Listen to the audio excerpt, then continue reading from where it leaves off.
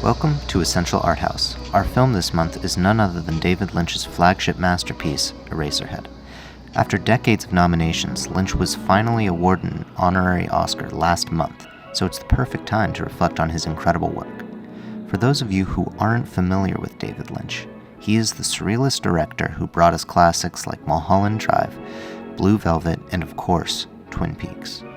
Now, while there is certainly a consistent Lynchian style and aesthetic, there are several things that set Eraserhead apart from the rest. Eraserhead is a loose narrative about Henry Spencer, a man who unexpectedly becomes a father in the context of a bizarre industrial urban environment. Nothing about the story is particularly normal, or even realistic for that matter. The premature alien-esque infant, the clay-faced lady in the Radiator, the man-made chicken dinner. Lynch depicts the fear of fatherhood with the mise-en-scène of a dystopian America where nightmares are the norm. Unlike the other films we've discussed in this series, I'm not afraid of giving you any spoilers because, frankly, nothing I can say in this video will affect your reaction to viewing it. Even having seen it several times myself, I still get sucked in and react the same as I did the first time. Like most of Lynch's films, the plot is secondary to the feeling. He is a director whose goal is to get to you, and he rarely fails. One of the primary ways he does this in Eraserhead is through peculiar character actions meant to incite discomfort, like when Henry's girlfriend's mother necks him so he'll confess to having premarital sex. Mary? Or like when Henry wakes up in the night to find his girlfriend writhing in bed and he chucks what are presumably other ultra-premature babies at the wall. Or like when Henry cuts the swathing off his child and actually stabs its internal organs. All of which bring me to my next subject, the pervasive use of disturbing sound and imagery, like so much that I can really only show a fraction in the length of this video. This, combined with a loose story structure, is probably why David Lynch's auteurism is generally unappealing to audiences. Why the hell am I watching this?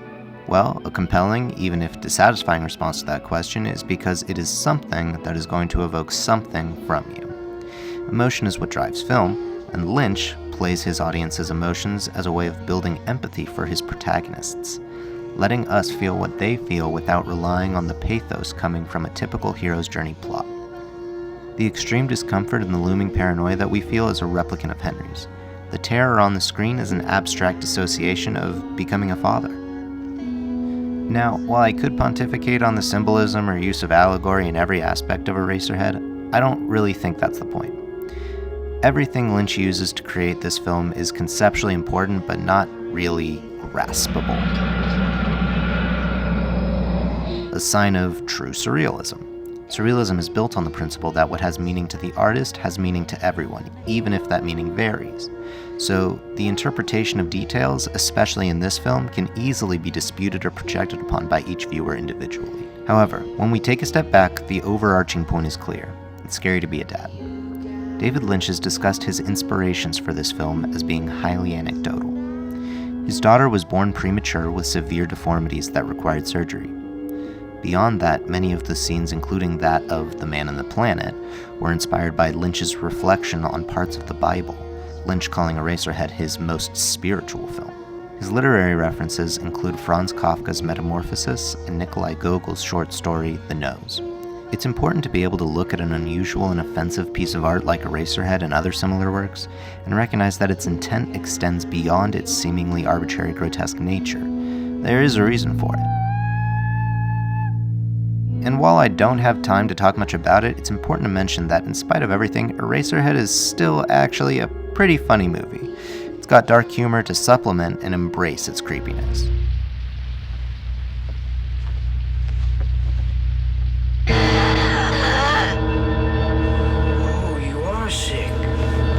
So then the real question becomes, is the ugliness adequately justified to you? It certainly is for me and all of us at Arthauz.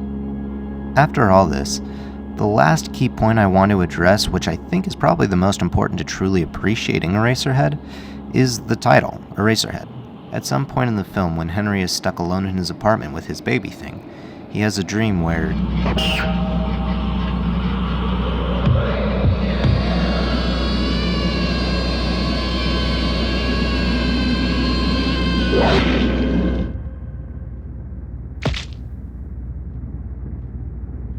Yeah.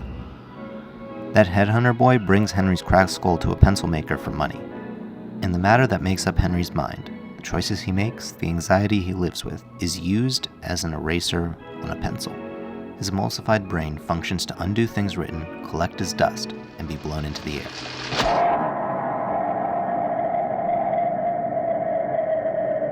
I can't say for certain, but in my opinion, the title Eraserhead is where Lynch actually professes his transcendental ideology by suggesting that stress, pain, and fear is all fleeting.